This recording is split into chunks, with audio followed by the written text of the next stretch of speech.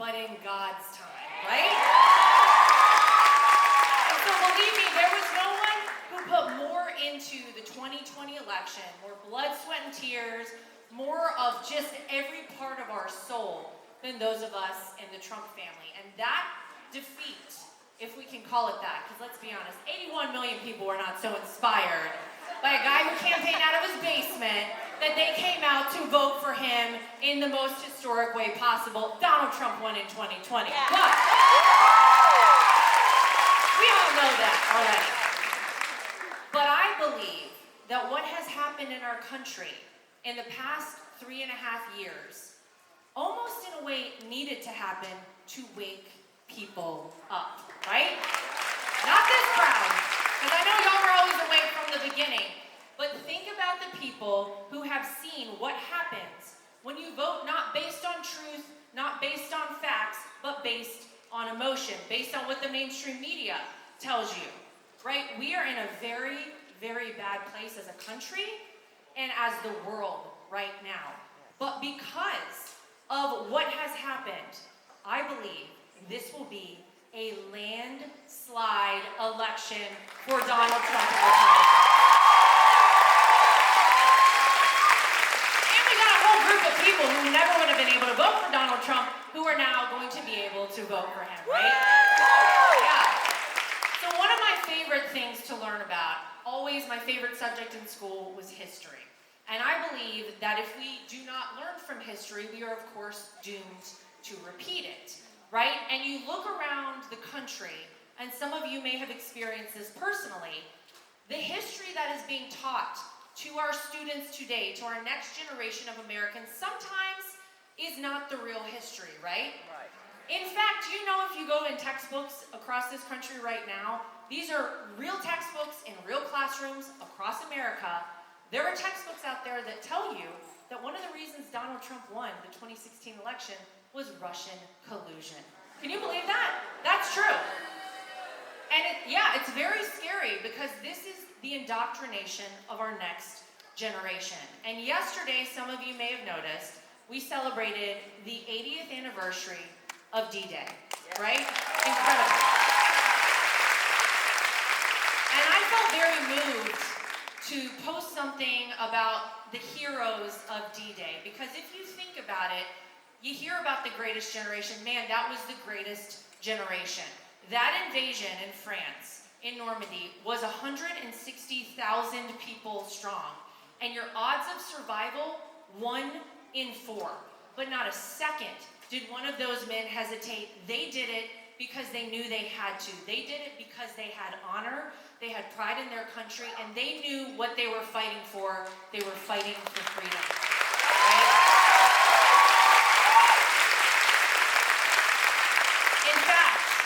People were so inspired by their love of their country and our endless pursuit of freedom, because freedom we know is not free. There are people, we are so grateful for our men and women in uniform every day who continue to fight for this country. God bless our soldiers, our men and women who go out there. We are so grateful. And we know that freedom is truly only one generation away from extinction. They knew that back on D-Day. They understood that the odds were against them, and they still went in.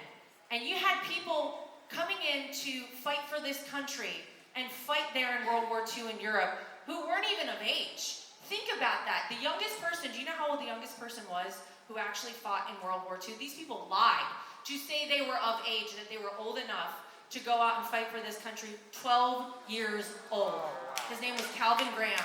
And he fought for this country, and he actually won a Purple Heart for the United States of America. So as I was watching the celebration of these incredible people who literally lived through the impossible, who some of them did not live through the impossible, who fought for our country, I was thinking so much about what they were fighting for and where we are in America today.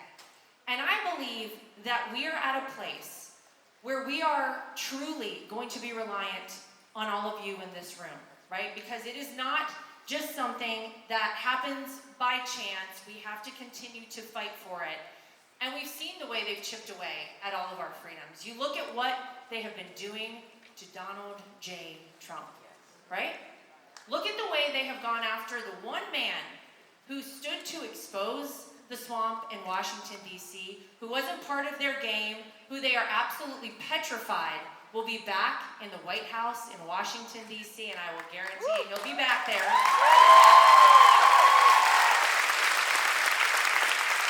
They are willing to pervert all of our systems and all of our institutions in this country. And I am just grateful that there are incredible, smart, unafraid women like you in this room, because it will take you. It'll take every single one of us to ensure that this country continues to stay free and continues to head in the right direction. Now, you guys may know I recently had a title that I received, Co-Chair of the RNC. I gotta be honest with you guys, this is something I didn't really anticipate. I have a lot of things already going on, a lot of things I work on personally and professionally. I have 2 young kids, and when I first got the call from my father-in-law about this position, I was like, I don't know if you've got the right one. See, I don't think that this is something that I'm going to be able to make time for. We were only at this point like 9 months away from the most crucial election, I believe, in the history of America. And I said, I don't know if I'm the right one. And you may know I have a very persuasive father-in-law. And so he said, it's gotta be you, it's you. We need you. He's like, but no pressure. You know, honey, think about it, and no pressure. Everybody wants him to think about it. And I was like, oh. So I thought about it, and I looked at my 2 kids, Luke and Carolina, who are 4 and 6 years old, and I said, you know what? I am going to do it, and I'm going to do it for them. And it's not easy. It's not easy. Anybody out there with kids or who has been around kids enough knows that when mom leaves, man, the ship might start going down real quick, you know? I mean, God bless my husband, Eric Trump. Anybody heard of Eric Trump? Yeah. He's the best, but there's nobody like mom. So when I leave, my kids are upset, and they're always saying, why are you going somewhere again? And I say, it's because I need to help Grandpa save the United States of America. So that's what we're doing. But it is for them. It is so much bigger than me. It's so much bigger than my father-in-law. It's so much bigger than any of us in this room. This is about the future of our country and really the future of our world. We are the place where other countries and people turn who are facing tyranny, communism, and oppression. We are that beacon on a hill. We are that shining light of freedom and hope for people. And we have to fight for it, and this is the year we take our country back, ladies. We the people. So since I've been at the RNC, we have made a few changes. We did some staffing changes, which I think is always good. You bring a new CEO into a company, you want to bring your own people in, people you know you can trust by your side. We went through every vendor and every contract. We want to make sure our money is going the farthest. And we want to make sure our #1 priority, election integrity. Yes. Okay? Have to do it. If we do not have free, fair, and transparent elections, then what the heck are we all doing here anyway? So we have, if you come to the RNC in Washington, D.C., the bulk of the people in that building are people who are on our election integrity team. It is our highest priority. We are combing the country and ensuring that every single state, we are making it harder to cheat and easier to vote. And we know how they play the game on the other side. We know about ballots and suitcases. We know about all of those things. Right now, by the way, if anybody wants to volunteer to be part of our election integrity team, protectthevote.com, you can come not just be a poll watcher. You can actually now be trained by the RNC to work in a polling location, work in a tabulation center where the mail-in ballots come in. We are going to have to play this game differently if we want to win. We can't continue to do the same thing over and over again and expect different results, right? It's the definition of insanity. So we're changing the game. We are watching everything going on. We are going to have attorneys in every major polling location across this country so that if anything goes wrong, they're there. We have to be proactive, not reactive. We are doing things that have never been done before at the RNC, like legal ballot harvesting. If the Democrats can do it, so can we, and we are. We are partnering with everyone out there who has the same goal on November 5th, which is victory. We are partnering and happy to partner with organizations like Turning Point, right? Anybody heard of a guy named Scott Pressler? Scott Pressler. I want everybody who wants to win on November 5th on our team, and that's exactly what we are going to do. And so I want to say thank you to all of you guys out there. We have felt the love and we have felt the support. And anybody see the way Americans came out to support Donald Trump after the verdict was read last week in New York? Here's some information for you guys. In the first 48 hours after that verdict was read, Americans were so ticked off, they were like, enough of this. I'm donating to Donald Trump, and we raised $70 million in the first 48 hours. But wait, there's more. Because the great number to take out of that isn't just the money. 30% of people who donated had never once ever before donated to Donald Trump's campaign. Okay? So, that means new voters. What we know is when you donate even $1 to a campaign, you are literally bought in. You will go out and vote for that person. So thank you, Joe Biden, for sending more voters our way. We will take it. You gotta make lemons into lemonade these days, right? And they thought that keeping Donald Trump, by the way, in downtown Manhattan, keeping him trapped in a courtroom was gonna prevent him from campaigning. What did he do? He went and delivered pizzas to the FDNY. He went to a bodega in Harlem to huge applause from everybody on the street. He had a rally in the deep blue Bronx, New York with 25,000 people.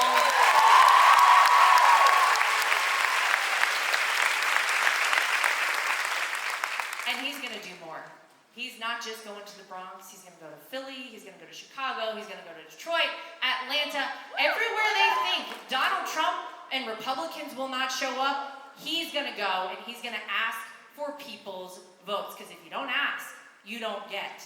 And you look at the numbers right now that Donald Trump is getting. This is why the Democrats are in full-blown panic mode. In 2020, Donald Trump got 8% of the black vote. Right now, he is polling at 23% of black vote.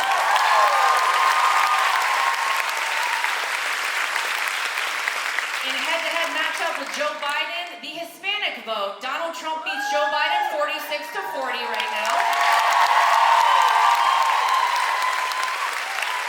And this is one specific for this group that I want you guys to pay attention to. If the election were held today between 18 and 24-year-old voters only, Donald Trump would win that voting group. Okay?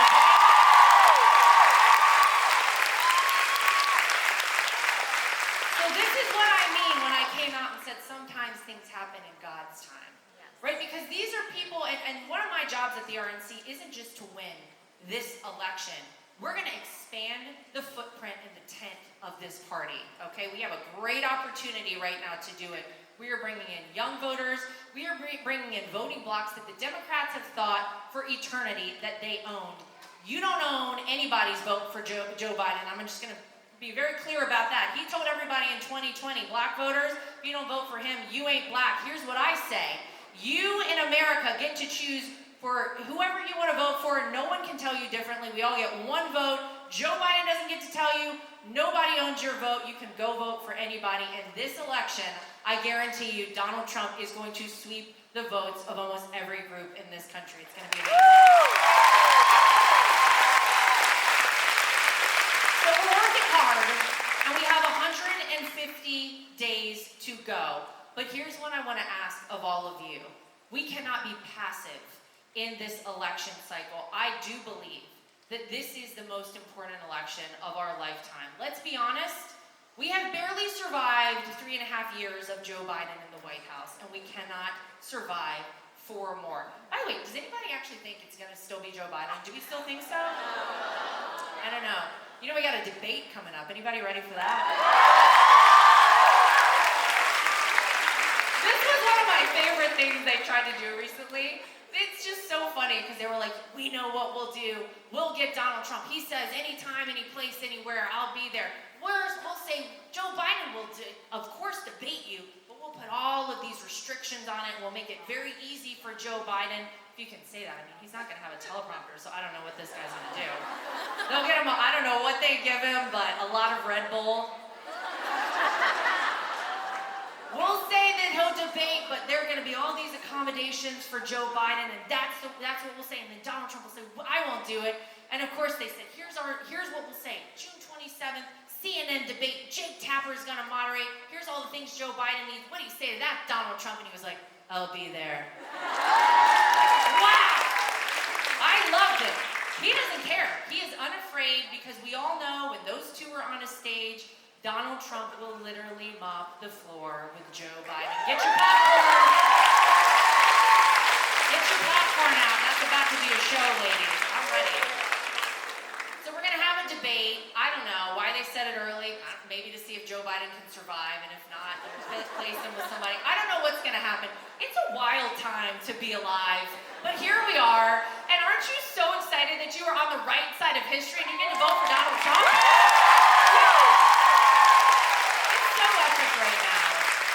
I'll tell you, I am so honored to be here with you guys. I'm so honored to be the co-chair of the RNC. Again, it's something I never would have dreamed of doing, and I'm working hard alongside our chairman, Michael Whatley. We're doing everything to ensure this is a free and fair election. We're doing everything we can to raise money for Donald Trump because we can leave nothing to chance in this election cycle. So all of you guys, I want you guys to make sure that you're not going to vote alone. Don't go to the polls alone, okay? You need to make sure you take a friend, you take a neighbor, take a family member, take a dentist. I don't care. Take whoever. Round them all up. Do them a sandwich after if you have to. Democrats do that. I don't know. Put them in a bus, give them a sandwich after, and go vote for it. Yeah, do what you've got to do because we cannot leave this election to chance. I will make this promise to you right now. Over the next 150 days, I will not stop. You can ask my husband, there's pretty much no sleep around my house. I was on Fox and Friends First at 5:50 this morning. I'm here with you guys right now. We don't have time to sleep. We will rest on November 6th, and the only way I'm getting my kids through it is that I'll be honest, I bribed them with Disney. My kids have been asking me to take them to Disney World for a long time, and I've been like, you sure you want to go to Disney World? Really? I've really done everything possible. But they know when Grandpa wins, Mom's taking them to Disney World, so we gotta win this so I can take my kids to Disney World at least. But I'm gonna work hard. The entire family is gonna work hard, and I'll tell you the one person you never have to worry about working hard because he's the hardest working, strongest individual I've ever met in my life, Donald J. Trump, the man made for such a time as this. No one else could survive, and he's still fighting, he's still moving on, nothing will stop him, and I believe he will become our 47th president of the United States. Now, he didn't leave us a lot of time, but I did tell y'all when I came out that I would take a few questions. So if we have any questions for me this evening, I'd be more than happy to answer them. Let's see, how do we do? We got some folks with microphones coming around. Oh, and a spotlight, look at that, nice. Go ahead, yes. Hi, yeah, so my question for you is, considering it gets y'all's chance to be in the election again, is how has it been for the Trump family to come back, campaign this election using conservative values to gain more left-leaning voters? So this can be the union vote, the minority vote. How have y'all been doing that? Well, I think people have pretty clearly seen if you vote for Democrats, they're gonna destroy the country.